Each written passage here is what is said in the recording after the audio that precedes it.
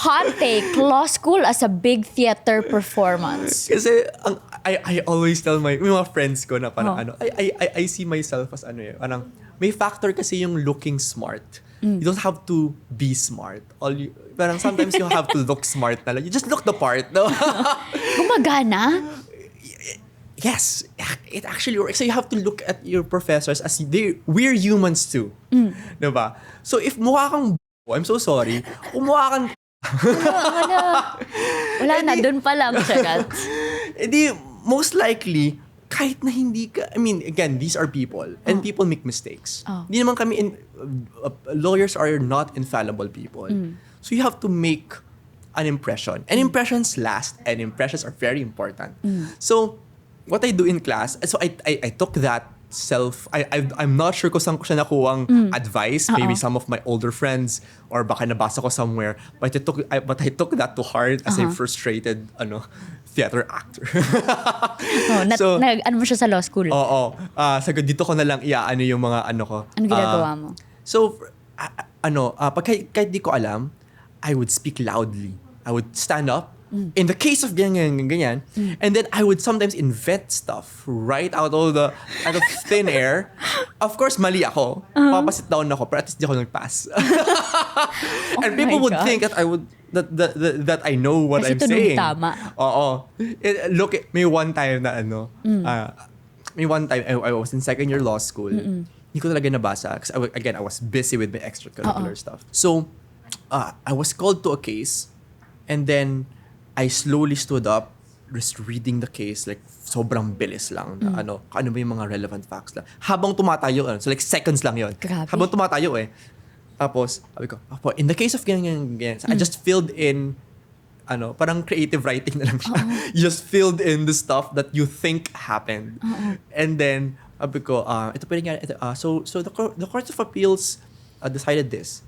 And the Supreme Court said this. Ganyan. The professor accepted my answer. And then I sat down, then moved to the next case. After I sat down, I read the case. Whatever I said was BS. Tapos, baliktad siya nung sinabi ng Supreme Court. But I got through. Kasi, again, it's appearances. Again, baka may mga law students na nakikinig, no? Hindi siya... I'm not saying that you do this all the time. I'm just saying... Yan na yung last option bago ka sumuko. Yes. I would describe... I don't really like it when my students pass. Kasi parang, okay, hindi mo na kayo magta-try. Parang, you're lawyers, you're supposed to at least man lang sumubok. Sumubok. Or keep appearances man lang that you actually know what you're saying. And plus the fact kasi yung skill of talking. It's also a skill that, as lawyers, we should also... develop. Yes, to develop din, diba? And to show off when needed or when necessary. So yun, of course, pag naging lawyer ka na, dapat alam mo talaga yung sinasabi mo. Pero pag since nasa confines naman kayo ng four corners of the law school, sana man lang, like pag-effort man lang tayo na pakita nyo man lang na nag-aaral kayo. Or di talaga kayo nakapag-aral, Subukan nyo man lang. Grabe, sobrang hard mode ng law school. Feel ko kapag ako yun, parang, I'm sorry man, di ko talaga nabasa. Feel ko magbe-breakdown ako as a law student. Buti na lang di ako nag-law. But you finished law school. So that means slaying monster number 1. Punta naman tayo sa monster number 2, yung bar. Gaano kahirap yung bar? Yung bar exam namin kasi is a bit different from all the other bar exams. Pandemic. Kasi kami yung pandemic batch 2022. I took up the Leonin bar. January 2022. Di ba may tawag kayo doon? Parang the best bar ba yun? The best bar. I don't, parang kinainis sabi yung mga other batches. Kasi si Leonin ba naman kasi, of all the hashtags, kasi yung hashtags kasi, nauso na siguro yan nung nung social modern world. Oo. Nung social media era na tayo, digital era na. Nagkaroon ng mga hashtags per professor. Tapos itong si Leonin, kasi madalas ang mga hashtags ay related sa name of the chairman. Okay, si Leonin. Of chairman nung particular na era na yon, Okay. nung particular bar exam na yon. Okay, so for example, yung sa Hernandez bar, ganyan. Tapos minsan may mga pun na ginagawa related doon sa last name nung justice in charge of that particular bar exam year. So bakit the best bar? So si Leonin, for some reason, I don't know why, But ang ginamit ng hashtag is best bar ever. Ang layo sa Leon. Oo nga. Kailan ko iisip? Kami lang yun. Kami lang, may sarili kaming branding na sanctioned and even, advertised Oo nga ng Justice. So, I mean, we don't really, hindi kami nagpasimula ng best bar ever. Si Justice Leonin yun. Pero, yun nga, parang, kaya sinabi yun kasi nga kami yung first bar exam na digital. Kami yung first bar Meaning exam. laptop yung gamit nyo. Instead of, dati ba, sinusulat lahat? Handwritten talaga lahat. Grabe, hard mode. Hindi ka, sa mga board exams ng other professions, multiple multiple choice kayo, no? It doesn't work in law school kasi... Ano yun? Parang essay? Essay talaga kami lahat. Kasi they discouraged that kasi nung may one time, may isang bar exam year that they tried doing that. Na multiple choice. Multiple choice. Ang daming bumagsak. Kasi we're trained to argue. We're not trained, di ba hindi mo kami exact science eh.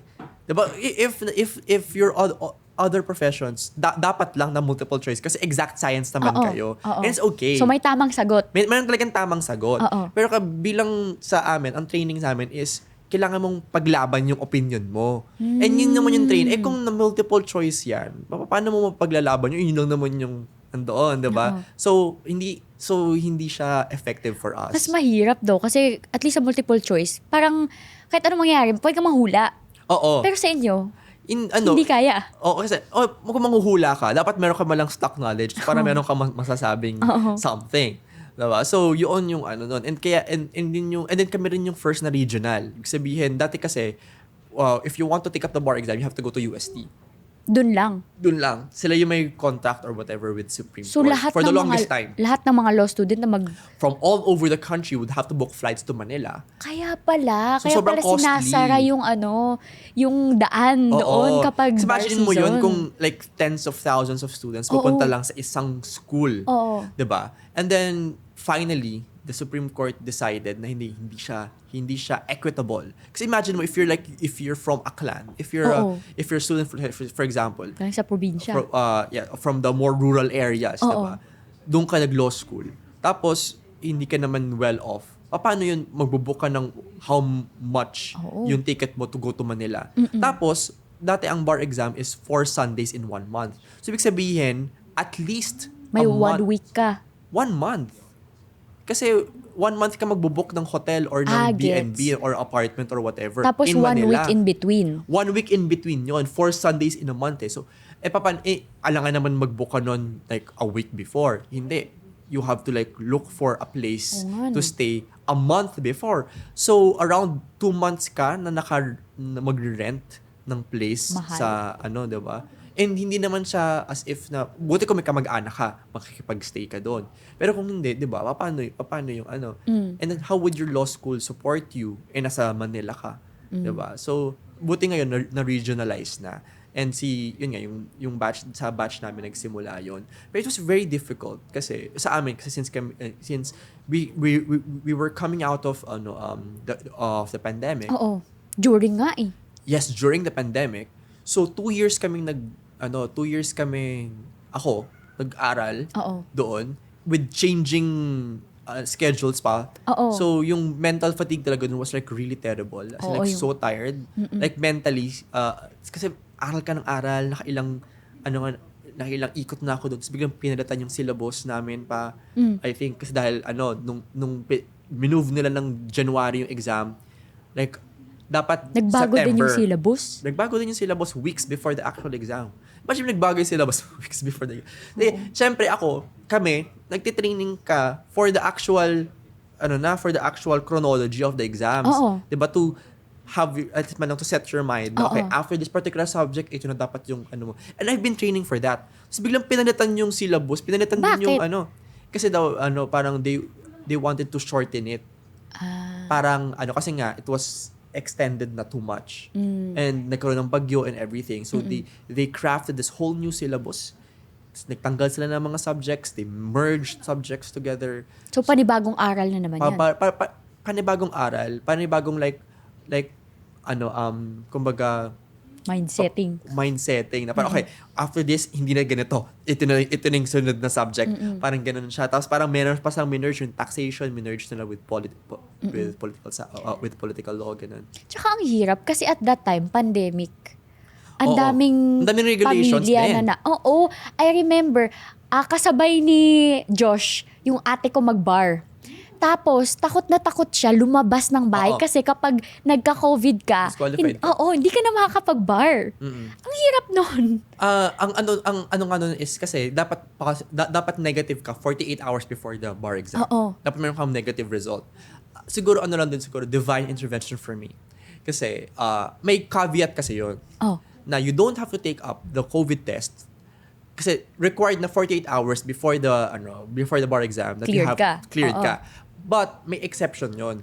If ma-COVID ka a month before, hindi mo kinakailangan mag-take ng bar exam. All you have to do is to submit a quarantine certificate from your barangay. Na-quarantine ka? Nagka-COVID ka Nagka-COVID ako before? 1 month before. Grabe yung kaba mo siguro nun. Oo, kasi syempre, I have to, kailangan kong gumaling within a month. May schedule yung oo. paggaling mo, no? Kailangan gumaling ako within a month. Buti nga na-extend kasi dapat December Oo. yung exam namin and then na-move ng January. Na naman, oo. Kung Tumuloy yung tumuloy ng December, di ako nakapag-exam. Pero na-move siya ng last week of January, sakto lang na 1 month after I had COVID. So, yun, hindi ko na kinakailangan hindi ko na kinakailangan COVID test. Which was actually better than those na kinakailangan. Oo. Kasi Grabe yung kaba nun. a lot of the students were asymptomatic. Tapos exam sila, positive. Biglang 2 years disappeared. Grabe. Oo. 2 years of their hard work, biglang wala. Hindi sila makapag-exam. Kailangan lang sila mag-exam sa a few months, several months later pa. Parang ganun. Parang 2 years ka na naghihintay for this. You just wanted to get this over with. Ang daming mga news na may mga friends ako na nakita sa pila daw, umiiyak daw. Kasi, Nag-positive. So, hindi na po pwede mag-bar exam. So, ang daming mga gano'n na cases. So, yun, thankfully, I didn't have to go through that kasi nga na-COVID ako.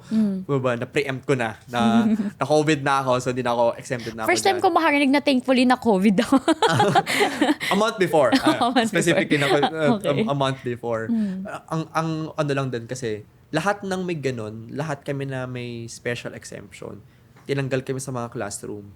Tapos doon kami sa sa UP kasi ako nag-exam eh. Oo. Doon kami sa doon kami pinag-exam sa isang gymnasium. Malayo sa iba. Malayo sa iba. Meron akong initial na classroom. Pagdating ko doon, parang markado pala ako na since hindi ako nag-COVID test, I have to go to another Pero at least venue. nakapag-exam. Oo. Mainit nga lang kasi nga open air siya. Nakita namin doon siyempre hapon, no? Nakikita namin yung sinag ng araw creeping on us. Talaga nakita mo yung syempre yung shadow, di ba? Pag umaga, okay lang kasi yung shadow ng gym, okay, would cover you from the sunlight. Habang gumagalaw yung araw, gumagalaw din yung sinag ng araw. Buti na lang yung mga proctors namin had a heart would actually allow us to move. So kaming mga examinees, gumagalaw din kami. Iniiwasan namin yung sinag ng araw. Pero paano yung naging experience? Kasi diba sabi mo, kumpara dun sa normal bar experience na 4 Sundays in 1 month, sa inyo, di ba, parang 1 day in between lang? 1 day in between lang kami. So parang hindi ka pa nakaka-recover dun sa trauma nung una. Oo. Kailangan ready na ako for the next. Pero kasi parang for me, I think, since, especially siguro sa akin, na 2 taon na nagre-review. Gusto mo nang matapos. Gusto ko na siya matapos. Okay lang. Matapos na siyang ganun. And then, siguro yung training din kasi sa amin nun, sa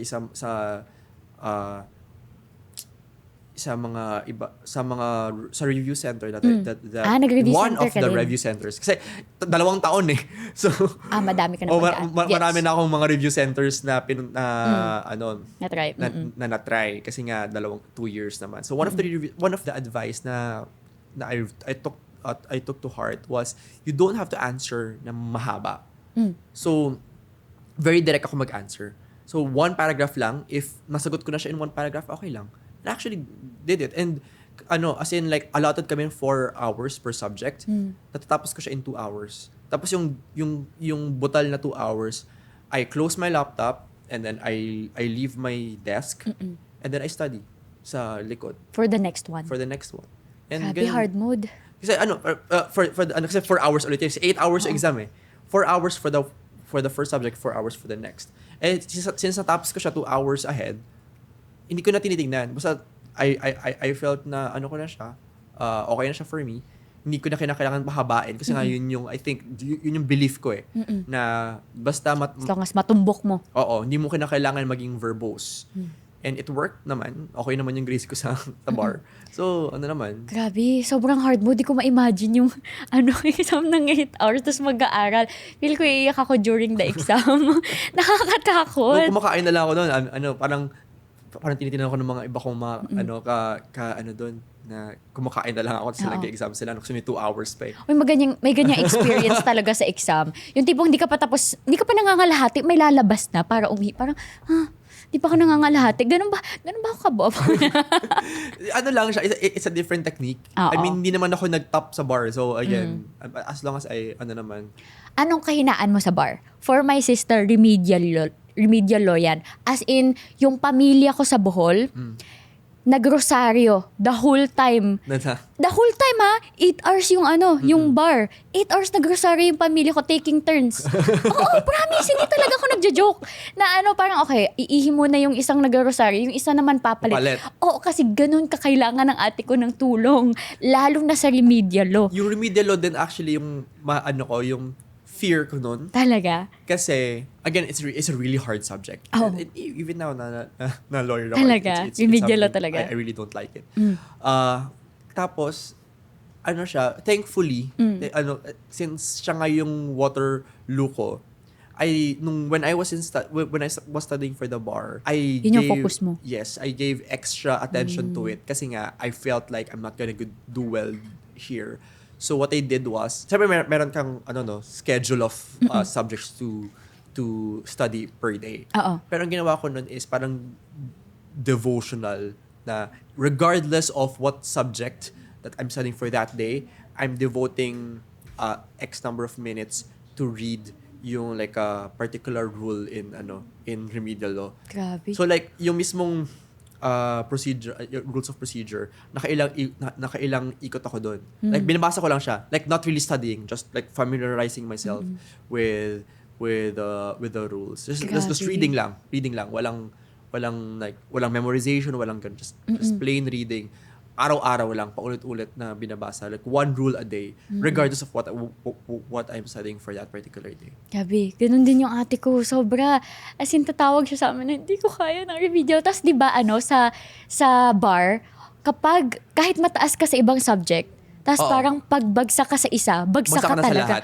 Grabe, sobrang, nun sa akin, in my mind, kailangan.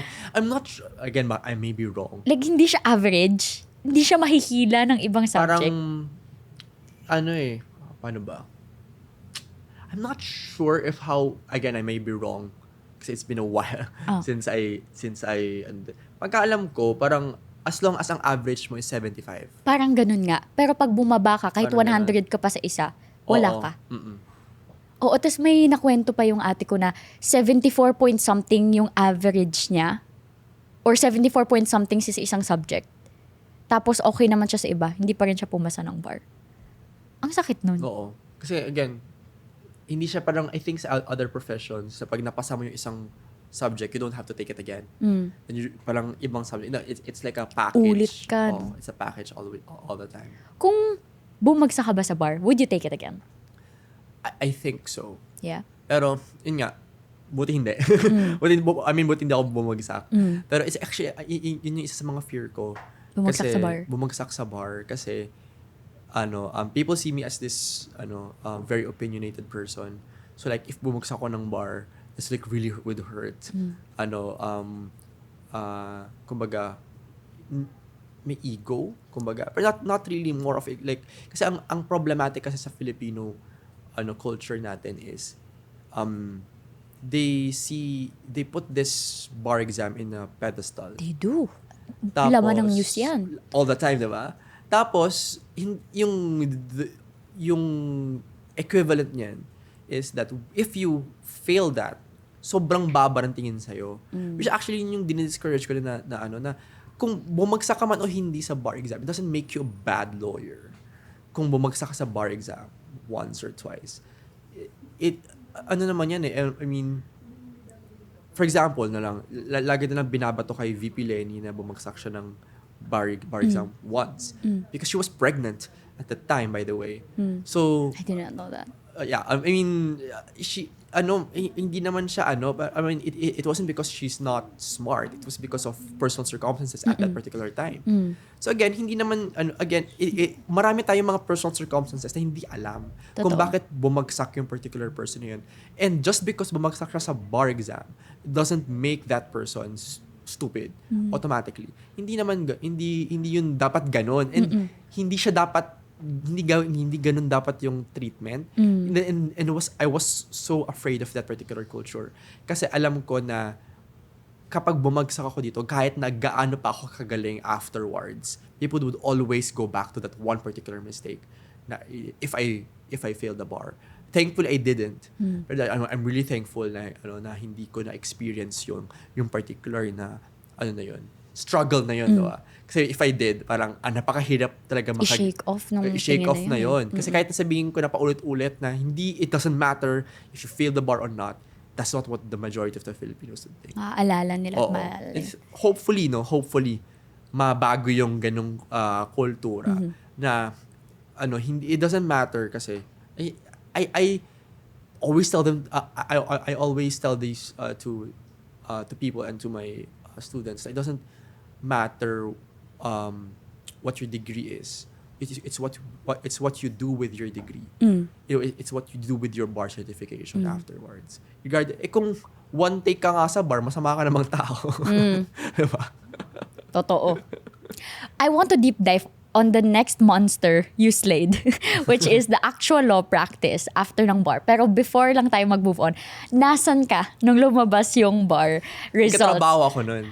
As in, okay. Other people would take the day off and it's okay. I mean, accepted naman yun. Kasi anticipation. Oo. Pero kasi naisip ko kasi nun, like, I didn't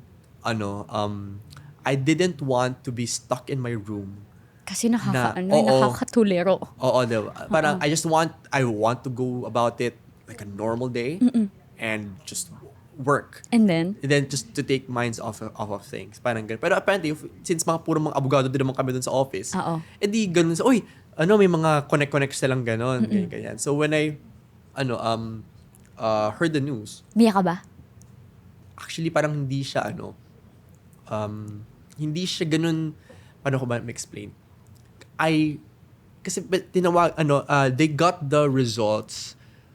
Sabi mga connect kasi yan, especially kung may mga kakilala ka mga lawyers, may mga connections sa Supreme Court, so they get an early copy. So I learned na I was one of the exemplary passers. Kagad. Kasi that's a different list. Yung top 1%, there's like a different list. Grabe. So I got that because before I got the general na pasado ko, pero I already know na exemplary. So I was happy, of course. Ganun siya. Pero kasi parang I think back then, kasi 2022, like a lot of things have been happening. Yeah. So ano ba siya, like off the record. Off the record daw, Ralph. So I'm so sorry sa mga mag-e-edit. Like hindi ko siya it's at that particular time hindi ako masyado nakapag-react because I was like I just came out of a really bad relationship. Oof. So I took care of my ex-girlfriend na mayroong like severe depression. So like after that particular era, medyo nag-reel pa ako from that particular experience of so hindi mo na-process ng maayos yung I was like pa ako noon, parang I was emotionally numb pa. So hindi ko na-enjoy yung elation. And that's why I was parang parang yun yung ko doon, bitterness ko. Nakaget over naman na, pero yun nga. You missed out on it. Oo, hindi ako umiyak, di rin ako kasi nga again, at that particular moment, I wasn't emotionally healthy. Parang ganun. Pero again, like going back doon sa when hearing the news, of course it was a huge air of relief. Yeah. But finally, this particular Na-overcome mo yung hurdle. Yes, kasi again, yung fear ko talaga is, of The judgment. Of the judgment if I fail the bar. Mm-hmm. So I was after I took the bar naman, I was a bit confident with it. I mean, I felt naman na I had all the answers right. Pero again, hindi ka sure eh. Kasi hindi naman computer yung mag-check eh. Yeah. Tao pa din, it would matter pa din how they appreciate your answers. Hindi ka umiyak, pero ako umiyak. I remember, nasa UAAP ako, covering a game versus NU nung time na yun. Fourth quarter. UP? 8 minutes left in the game. Tumawag sa akin yung ate ko. Umasa ako sa bar. Oh my God. Umiyak ako talaga. Di ko alam kung iiyak ako kasi nananalo yung UP noon eh. So parang sobrang saya ko kasi nananalo yung UP. Tapos yung ate ko umiyak. Siniyak ako na parang, tapos pinag-report pa ako right after. Oo. Sabi, uy Doreen, Erika na kasi 8 minutes. So di ba last report mo. So parang, medyo grabe yung emosyon ko noon. Parang ako yung pumasa ng bar. Because it's again, my sister is the first lawyer in the family. At sa 2 taon na yon, kasama niya kami doon sa journey na yun. Minsan nga, ako yung nag-highlight ng mga libro niya. Tapos nung takot siya lumabas sa kondo, parang hinahatid na namin siya ng pagkain sa pinto niya. Mga ganong bagay. Hindi ko ba lumabas ng bahay noon. Or kwarto, actually. Oo. Kasi nga, to avoid the everything. So, sobrang talaga parang like a torture na the whole process of it. Sobrang Tsaka kasama niya talaga kami simula sa first day niya, hinatid namin siya yung clear niya na bag, ganyan, tapos yayakapin. Tapos sa last day niya ng bar, yung umiyak siya kasi tapos na yung bar. Hindi ko alam kung okay ako sa remedial. Mga ganung bagay. Tapos narinig mo na pumasa. Grabe. Ang sarap sa pakiramdam. Kahit hindi ikaw yung nag-take, kahit kapamilya ka lang, hindi ikaw yung mismong who went through all of that, ang sarap sa pakiramdam. Oo. I mean, kasi parang finally, no? Na parang makakaget over na tayo dito sa na to. Tsaka, alam mo talaga kung gaano kahirap eh.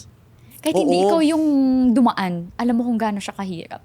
That's true. Kasi parang, at least man lang like looking din naman sa mga nagbo-bar exam din. Kaya pag yung mga friends ko na mag-bar, hindi ko rin sila ini-istorbo kasi gets ko na they're gets ko going yung the through whole it. thing. Kaya kudos sa lahat ng ating mga bar passers. Grabe, literal na butas ng karayom.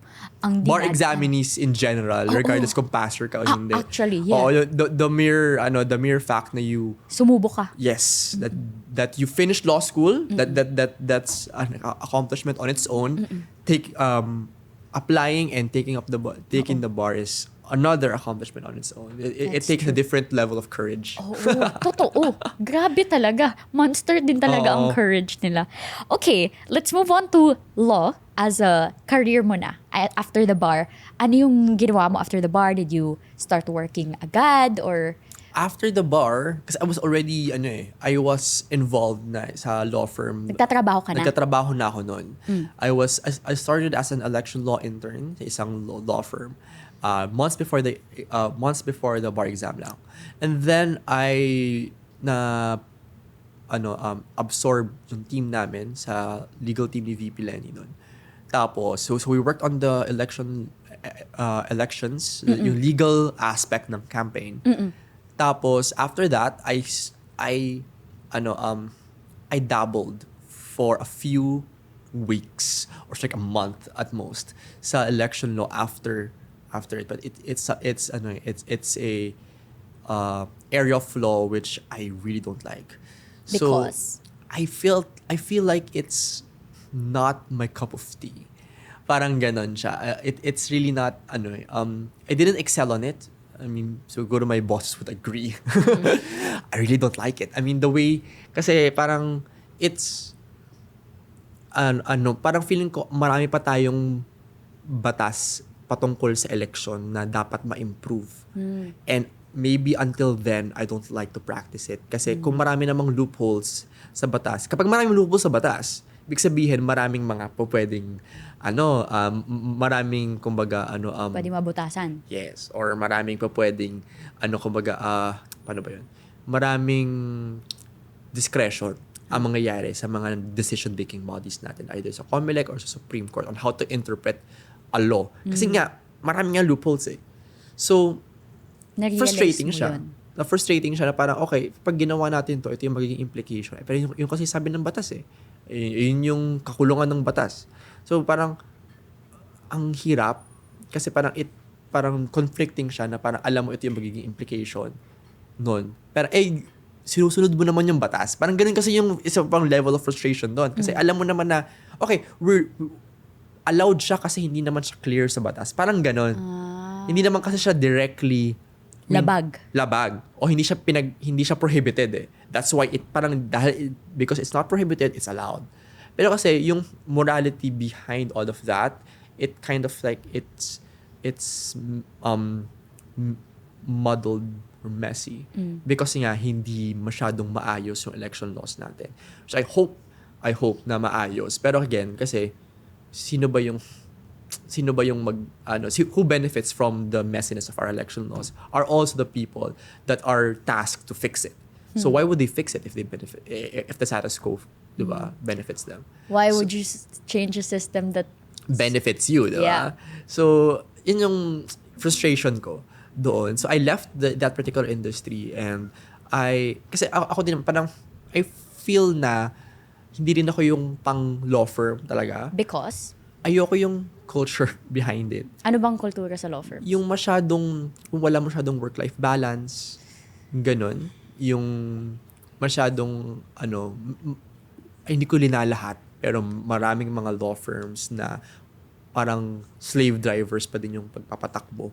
What do you mean? Like yung parang akala mo na sa traditional law school pa din sisigawan ka for like very small mistake. And ang taas ng pressure kasi nga ang daming mga cases na hina-handle na isa rin yun siguro sa maybe a criticism on how law firms work or maybe a criticism also sa lack of lawyers natin in the first place. Na because onti lang yung lawyers sa Pilipinas, law firms are forced to take more cases than they can. Practically. So nahuhulog yun sa shoulders ng mga nagtatrabaho sa law firm. Oo. So, na parang kahit sabihin natin, don't take many cases kung di mo naman kaya. I mean, yung law firm. Yun yung bumabagsak na trabaho eh. Kasi, onti lang yung choices. Onti lang yung mga lawyers natin. So, bumibigat talaga yung trabaho. Kaya walang work-life balance. Wala masyadong work-life balance. So, I don't like that. And I don't like being not in control of my time. So, what I did was, I started looking for policy work. Kasi yun naman talaga yung gusto ko. I'm more for research. I don't like trial court stuff. So may option naman pala. Kasi di ba may ganung perception na kapag lawyer ka, yung ginagawa mo ay yung mga nakita sa movie. Yes. Kasi yun yung, I think, common misconception sa legal profession na we're always the ones like going into court and stuff. Pero kasi the legal profession is actually a very broad concept. Lawyer pa din ako kahit na hindi ako pupunta sa korte.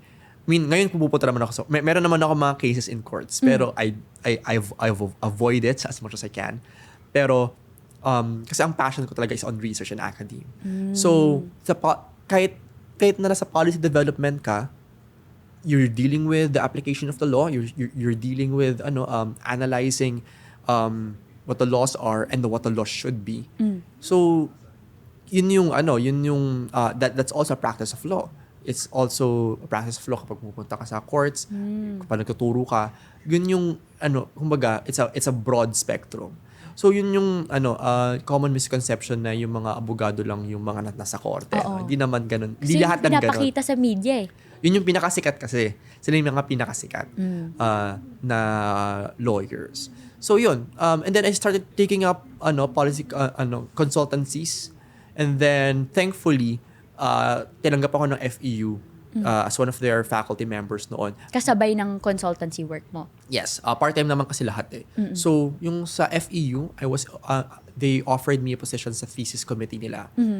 And yun yung first foot in the door, on the door ko noon for FEU. Then, sa thesis committee lang noon. And then eventually, I was offered an actual teaching load sa public international law. I think started last year. So yun. Yun yung simula, no? Tapos I finally landed the job sa isang NGO Okay. So, Kasabay ng consultancy at kasabay ng affiliate. okay, Ang dami mong ginagawa. when people ask me what I do, mahaba lagi yung sagot ko kasi ang dami kong Kasi ginagawa. madami ang ginagawa. Kasi like, and siguro isa rin yung sa mga stuff that I have to fix my resume, like, sasabi sa sarili ko. Kasi like, ang hirap, parang siguro, it's still something that I have to figure out on how to present sa resume. Kasi, ang dami kong mga consultancies. Kasi consultancies are short-term lang yan project contracts lang yan Ano yan? Parang under ka ng or sa'yo directly? Directly lang. Parang for example, ang first consultancy job ko was with alternative law groups. Okay. So they hired me as a consultant. They asked me for my rate, how much yung services ko sa kanila. So parang freelance siya, no? Yes, that's exactly. Freelancing ako for parang din siyang clients, pero instead of me going to court, ang output ko sa kanila is research papers. Ang galing. So ganun. I did not know that is a path. Yeah. Sa law. Yeah, I think Pwede pala yun. Ganun din, I think sa other professions very common 'yan, diba? Sa mga Oo, but sa I didn't know STEM. na may ganun. Oo. I think very common siya na ginagawa researcher, ng researcher. freelance. Yun yung path na isa sa mga path na kinuha ko. May ganun din pala sa law. Oo, na ang output ko sa kanila is research paper. So yun yung and I've been taking up like several consultancies along the way. Anong yun, kumbaga dagdag lang naman kasi ang work sa NGO hindi naman ganoon kabigat, thankfully. Kaya I'm very proud to say na meron akong work-life balance. Kahit na people say na kahit na people say na ang dami mong ginagawa. Oh, yeah, pero at least I control my time. Parang ganun. Na parang, okay, pag gusto kong pumunta sa ganitong lugar, so fine. Kasi work from home naman ako sa NGO that I work for. We only go to office like 2 days a week. Ano naman ginagawa dun sa NGO work mo? Ako, campaign lawyer ako for rights of nature. Yeah. Rights of nature at environmental rights. It's a different concept. It's actually a very interesting concept. Rights of nature, we're trying to push for legislation to recognize that nature itself has rights. So yung mga, ang galing, may ganyang sumabog na issue this year Yung parang may puno na matagal lang nandun. Tapos gustong tayuan ng gasoline station. Yeah. I'm not sure. Parang maraming ganyang issues actually. And I think all around the world, marami nang mga ganung mga issues.